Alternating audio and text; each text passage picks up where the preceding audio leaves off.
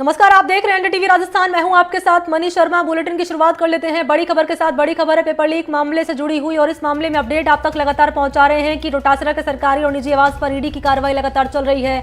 करीब 2 घंटे का वक्त होने वाला है जब ईडी का एक्शन लगातार जारी है डोटासरा के सरकारी और निजी आवास के बाहर, और तस्वीरें भी आवास के बाहर की आप तक पहुंचा रहे हैं हमारे सहयोगी भी डोटासरा के आवास के बाहर ही मौजूद है और वहां से हर एक हलचल, हर एक जानकारी, हर एक तस्वीर आप तक पहुंचा रहे हैं। आपको फिर से बताते चलूं कि जयपुर और सीकर आवास पर ईडी के पहुंचने की खबर सामने आई। ईडी की कार्रवाई लगातार चल रही है और प्रदेश में 7 जगह कार्रवाई की सूचना सामने आ रही है। मेरे सहयोगी सोमू आनंद वहीं पर मौजूद है जहां की मैं तस्वीरें आपके सामने रख रही हूँ, यानी कि डोटासरा के सरकारी आवास के बाहर की क्या हलचल नजर आ रही है बताएंगे सोमू आनंद। लेकिन उससे पहले इस मामले को लेकर रिएक्शन सामने आ रहे हैं।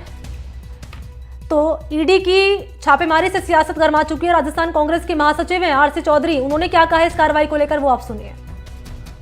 देश की प्रतिष्ठित जांच एजेंसियों के माध्यम से केंद्र की सरकार के खिलाफ आवाज उठाने वाले नेताओं पे ईडी, सीबीआई और आईटी के द्वारा प्रतिशोधपूर्ण कार्रवाई कर रही है। उसी का नतीजा यह है कि जो लगातार भारतीय जनता पार्टी और संघ के नेताओं पे मुखर हमलावर रहे, राजस्थान कांग्रेस के अध्यक्ष गोविंद सिंह डोटासरा के निवास पे और कांग्रेस के अन्य नेताओं पे ईडी की कार्रवाई की गई।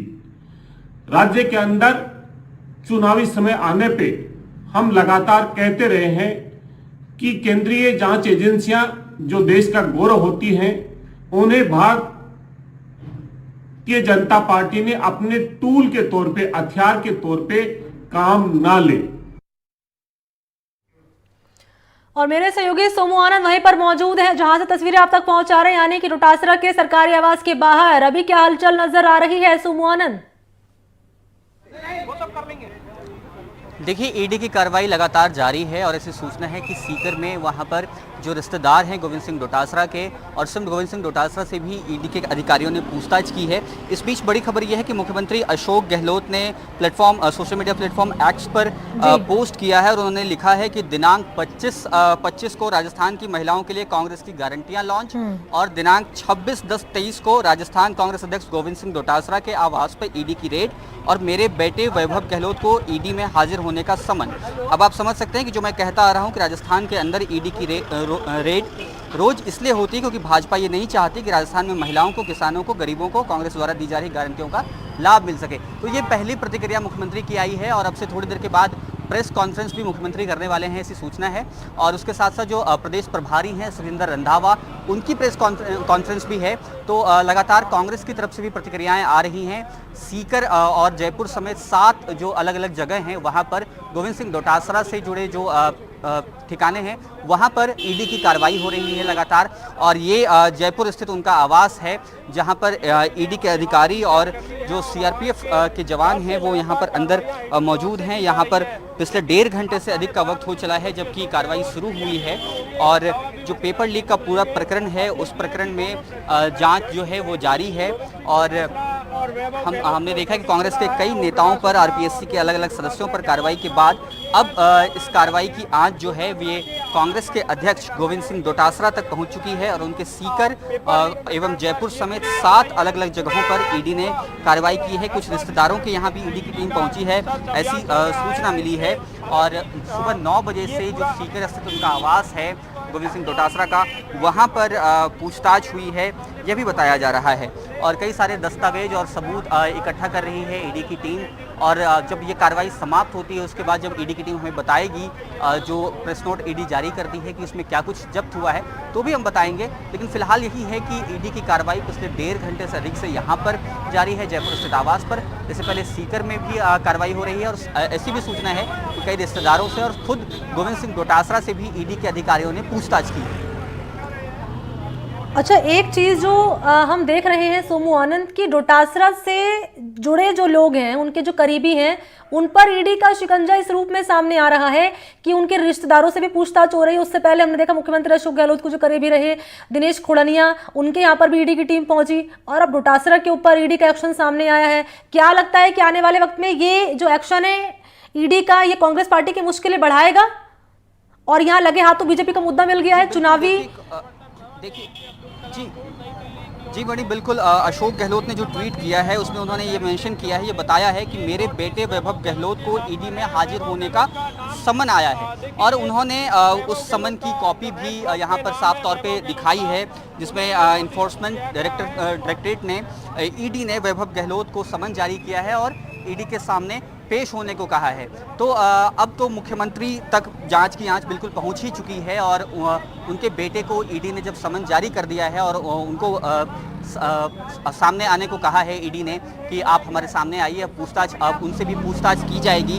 तो जाहिर तौर पे अब सिर्फ कांग्रेस के नेताओं तक ही ये बात सीमित नहीं रह गई है। कांग्रेस के अलग अलग नेता तो पहले से जद में थे, अब मुख्यमंत्री और उनका परिवार भी इस जांच के लपेटे में आ ही गया है साफ तौर पे, जिसकी चर्चा हम कर रहे थे। अच्छा, हुड्डा के ऊपर जो एक्शन सामने आया है उसे किस रूप में समझा जाए? क्योंकि डोटासरा तो शिक्षा मंत्री रह चुके हैं, तो इसलिए उनके ऊपर आरोप लगते रह गए बीजेपी की ओर से, लेकिन ओम प्रकाश हुड्डा पर ईडी का एक्शन, इसे किस रूप में देखें सोमू? देखिए उनसे जुड़े हुए भी कुछ लोग थे, उन पे भी पेपर लीक से जुड़े मामलों में शामिल होने का अंदेशा था। पहले से उन पर आरोप लग रहे थे, उनके भाई पर आरोप लग रहे थे और अब ईडी ने उनके आवास पर भी छापेमारी की है, उनके आवास पर भी कार्रवाई की है ईडी ने। तो लेकिन आरोप उन पर भी पहले से थे और अब जबकि आज गोविंद सिंह डोटासरा जो कांग्रेस के प्रदेश अध्यक्ष हैं, उनके घर पे कार्रवाई हुई है, तो उसी के साथ साथ ओम प्रकाश हुड्डा के भी कई ठिकानों पर ईडी ने छापेमारी की है, कार्रवाई की है। सोमू आनंद, आप बने रहिए, हर एक जानकारी आगे भी दर्शकों तक पहुंचाते रहेंगे। इन सबके बीच में दर्शकों तक एक और बड़ी खबर हम पहुंचा देते हैं। दरअसल जिस बात का जिक्र अब से कुछ देर पहले मेरे सहयोगी सोमू आनंद कर रहे थे कि सीएम गहलोत ने ट्वीट करके जानकारी दी है।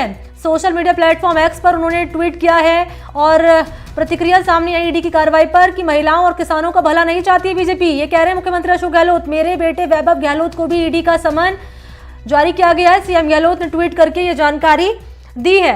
तो मुख्यमंत्री ने एक्स पर ये ट्वीट किया है और लिखा है कि मेरे बेटे वैभव गहलोत को भी ईडी ने समन दिया है। सहयोगी सोमू आनंद लगातार बने हुए हैं। सोमू, जिस बात का जिक्र आप कर रहे थे कि वैभव गहलोत को ईडी ने समन दिया है, वैभव गहलोत को ईडी का समन, इसे किस रूप में समझे? सरकारी नौकरियां मिली, इन्हीं तमाम मुद्दों को लेकर, इसके अलावा जी देखिए अब इस मामले की जांच मुख्यमंत्री के आवास तक पहुंच गई, उनके बेटे तक पहुंच गई है, तो जाहिर है कि शिकंजा जो है इस पूरे मामले में कसता जा रहा है। और मुख्यमंत्री ने कल भी इसका जिक्र किया था और इससे पहले भी जब उन्होंने दिल्ली में प्रेस कॉन्फ्रेंस की थी तब भी उन्होंने ईडी की और आईटी की कार्रवाइयों पर सवाल उठाए थे और ये कहा था कि जो कार्रवाइयां हैं वो दुर्भावना से प्रेरित मालूम होती हैं। उन्होंने कई आंकड़ों का भी जिक्र किया था कि ईडी का कन्विक्शन रेट क्या है। बहरहाल वो आरोप प्रत्यारोप जो भी हों, लेकिन अब जबकि वैभव गहलोत को समन जारी किया गया है, उन्हें ईडी ने पहुंचने के लिए कहा है और गोविंद सिंह डोटासरा कांग्रेस के प्रदेश अध्यक्ष, उनके आवास पर भी अलग अलग जगहों पे 7 ठिकानों पर जब कार्रवाई चल रही है, तो जाहिर है कि इससे कांग्रेस और मुख्यमंत्री काफी मुश्किलों में घिर सकते हैं, काफी परेशानियों का उनको सामना करना पड़ सकता है। ये तो कम से कम जरूर साफ है। बिल्कुल, क्या लगता है सोमू आनंद, क्योंकि ईडी का एक्शन लगातार एक एक करके जो कांग्रेस पार्टी के नेता हैं उन पर सामने आ रहा है कुछ, और आपको क्या लगता है कि आने वाले वक्त में ईडी की कार्रवाई जो है किसी और यहाँ पर नेता के यहाँ पर भी छापेमारी कर सकती है ईडी की टीम जो है? क्योंकि लगातार जो एक्शन हुड्डा पर, फिर राजेंद्र यादव पर, फिर भाकर पर, अब डोटासरा पर। गोविंद सिंह डोटासरा जी बिल्कुल, देखिए कार्रवाई जो है वो अलग अलग नेताओं के यहाँ और मुख्यमंत्री से जुड़े जो काफ़ी करीबी हैं माने जाते हैं उनके यहाँ तो कार्रवाई हो ही रही थी। अब तो पूरी कार्रवाई जो है वो क्योंकि मुख्यमंत्री आवास तक, क्योंकि वैभव गहलोत खुद उनके बेटे हैं, वहाँ तक पहुँच गई है, तो जाहिर है कि अब ये कार्रवाइयाँ जो है वो सिर्फ इतने तक सीमित नहीं रहने वाली है। कार्रवाई का स्केल जो है वो और भी ज़्यादा बढ़ सकता है और इससे कांग्रेस में खलबली मची हुई है, प्रदेश कांग्रेस में। और क्योंकि कई बड़े नेताओं के यहाँ ईडी की टीम, आईटी की टीम पहुंच चुकी है। आपने जिक्र किया राजेंद्र यादव का, वो भी मुख्यमंत्री के खासे करीबी माने जाते हैं, शिक्षा राज्य मंत्री रहे, उनके आवास पर कार्रवाई हुई। उससे पहले दिनेश खुरानिया के आवास पर कार्रवाई हुई और वहाँ भी हमने देखा कि वो भी मुख्यमंत्री के खासे करीबी माने जाते हैं। और उसके बाद अब मुख्यमंत्री के बेटे वैभव गहलोत को भी ईडी ने समन जारी कर दिया है। तो जाहिर है कि कांग्रेस के अंदर इन सारी कार्रवाइयों से काफ़ी खलबली मची हुई है। कांग्रेस परेशान है, हताश है। और अब क्योंकि मुख्यमंत्री ने एक्स पे भी ट्वीट करके ये जानकारी दी है, उसके बाद अभी वो प्रेस कॉन्फ्रेंस भी करने वाले हैं। उस प्रेस कॉन्फ्रेंस में क्या कुछ कहते हैं ये भी देखने वाली बात होगी। और क्योंकि चुनावी समय है, ऐसे में कार्यकर्ताओं को और नेताओं को भी इस बात का हमेशा डर रहेगा कि किस नेता के यहाँ कौन सी कार्रवाई हो सकती है। क्योंकि पेपर लीक का जो पूरा मामला है वो न सिर्फ वोट के ख्याल से बल्कि युवाओं को बहुत प्रभावित करता रहा है, क्योंकि बड़ी संख्या में युवा इससे परेशान होते रहे। कई सारे पेपर लीक हुए और इसको लेके बहुत सारे विरोध प्रदर्शन, आंदोलन भी राजस्थान में हमने देखे। और इस बार क्योंकि फर्स्ट टाइम वोटर्स जो हैं वो भी बड़ी संख्या में हैं, युवा वोटरों की संख्या बहुत ज़्यादा है, तो यह भी है कि अगर इन पेपर लीक से जुड़े मामलों में कुछ ठोस कार्रवाई होती है तो इससे युवा वर्ग जो फर्स्ट टाइम वोटर है और जो युवा वोटर हैं वो किस रूप में देखेंगे। इससे चुनावी माहौल, चुनावी समीकरण जो है वह भी काफ़ी बदल सकता है। क्योंकि युवाओं के लिए सरकारी नौकरी का जो रास्ता है वो रास्ता खुला रहता है और वो चाहते हैं, राजस्थान के अंदर ऐसी परिस्थितियां हैं कि जो ज़्यादातर युवा हैं वो सरकारी नौकरी की तैयारियां करना चाहते हैं। हमने कल भी जब कई युवाओं से प्रियंका गांधी की सभा में बात की थी तो वे लोग भी ये कह रहे थे कि रीट की जो भर्ती है वो जल्द से जल्द आनी चाहिए। तो भर्तियाँ जो हैं वो प्राथमिकताओं में होती हैं और ऐसे में अगर उन भर्ती परीक्षाओं के पेपर लीक का मामला सामने आता है, उसमें गड़बड़ियाँ सामने आती हैं तो युवाओं का भविष्य जो है वो अंधकार में पड़ता है। और जैसा कि राजस्थान में हुआ है तो उस पेपर लीक के मामले को युवा वोटरों से भी जोड़ के देखे जाने की जरूरत है। और उसके साथ साथ अगर ये कार्रवाइयाँ होती हैं तो इससे साफ तौर पे कांग्रेस और मुख्यमंत्री जरूर काफ़ी अभी दिख रहा है कि परेशानियों में नजर आ सकते हैं, क्योंकि जांच जो है वो अब मुख्यमंत्री के आवास तक, वैभव गहलोत जो उनके बेटे हैं वहां तक पहुंच चुकी है। क्योंकि जैसे जैसे चुनाव की तारीख नजदीक आती जा रही है वैसे वैसे चुनावी सरगर्मियां आप कह सकते हैं कि वो भी बढ़ती हुई इस रूप में नजर आ रही है कि चुनाव से पहले किस तरीके से जो ईडी का एक्शन यहाँ पर सामने आया है। डोटासरा के आवास पर ईडी की टीम मौजूद है, उधर ओम प्रकाश हुड्डा के जो ठिकाने वहां पर ईडी की टीम वहां पर मौजूद है, लगातार वहां पर कार्रवाई चल रही है। और इस कार्रवाई को लेकर मुख्यमंत्री अशोक गहलोत ने भी ट्वीट कर दिया। हालांकि इस बात को पहले भी वो कहते नजर आए हैं कि ईडी वहां जाती है जहां पर चुनाव होता है और जैसे ही चुनाव हो जाते हैं ईडी की टीम वहां से चली जाती है। तो क्या लगता है कि ये मुद्दा, सोमू आनंद, इससे पहले हम देख चुके हैं कि बीजेपी कई बार उठाती हुई नजर आई है कि पेपर लीक हुए हैं कांग्रेस गवर्नमेंट में सबसे ज्यादा, इससे पहले किसी गवर्नमेंट में पेपर लीक नहीं हुए, यानी कि अब बीजेपी इस मुद्दे को चुनाव से पहले पुरजोर तरीके से उठाती हुई नजर आएगी कांग्रेस को गिरने के लिए।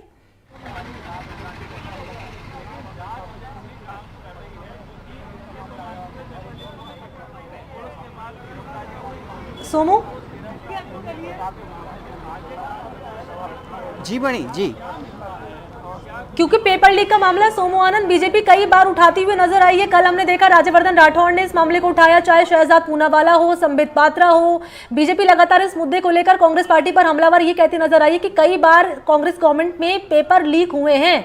तो यहाँ पर चुनाव से पहले कांग्रेस पार्टी को एक बार फिर से बीजेपी घेरने का काम करेगी इस मुद्दे को लेकर। जी बिल्कुल, देखिए राजस्थान में पेपर लीक का मामला जैसे मैंने पहले भी बताया कि बहुत बड़ा मामला रहा है, क्योंकि बड़ी संख्या में युवा इससे प्रभावित होते हैं। और जैसा कि हमने देखा है पहले से कि खास तौर पे 3 मामलों पर सरकार को घेरने की भारतीय जनता पार्टी ने कोशिश की है।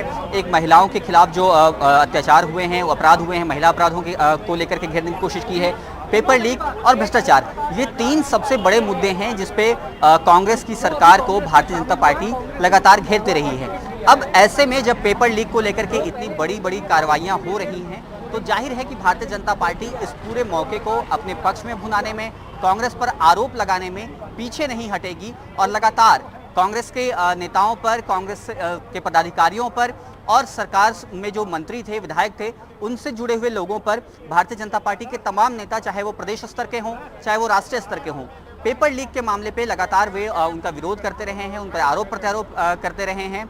और हमने देखा है कि ईडी ने जब अलग अलग तरह से कार्रवाइयाँ की हैं तो वो भी कांग्रेस से जुड़े हुए नेताओं पर की हैं और आरपीएससी के सदस्य, क्योंकि वो कांग्रेस की सरकार थी उस वक्त, उन्होंने नियुक्त किए थे, तो उन पर भी कार्रवाई हुई थी। और खुद मुख्यमंत्री ने भी इस बात को कहा था कि पिछली बार कुछ गड़बड़ी हुई थी, हमने उस गड़बड़ी को सुधारने का प्रयास किया है। हालांकि वो मामला भी फिर और विवादों में चला गया, वो एक अलग विषय है।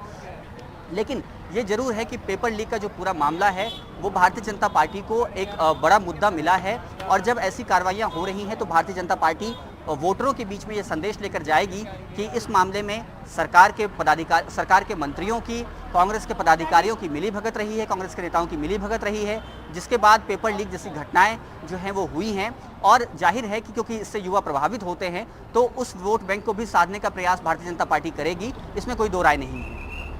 अच्छा, हुडला के ठिकानों पर जो रेड हो रही है, क्या वो भी पेपर लीक से जुड़े हुए मामले को लेकर हो रही है क्या, सोमू आनंद? जी बिल्कुल, अभी जो सूचना है उसमें यही है कि जो उनके भाई हैं उन पर पहले भी आरोप लगा था और उसी संबंध में अभी कार्रवाई हुई है। उनके ठिकानों पर भी ईडी ने छापेमारी की है। वो अभी थोड़े दिन पहले ही उनको कांग्रेस ने अपना उम्मीदवार बनाया था, वो निर्दलीय विधायक चुनकर आए थे पिछली बार, तो उनके ठिकानों पर भी आज ईडी की कार्रवाई हो रही है।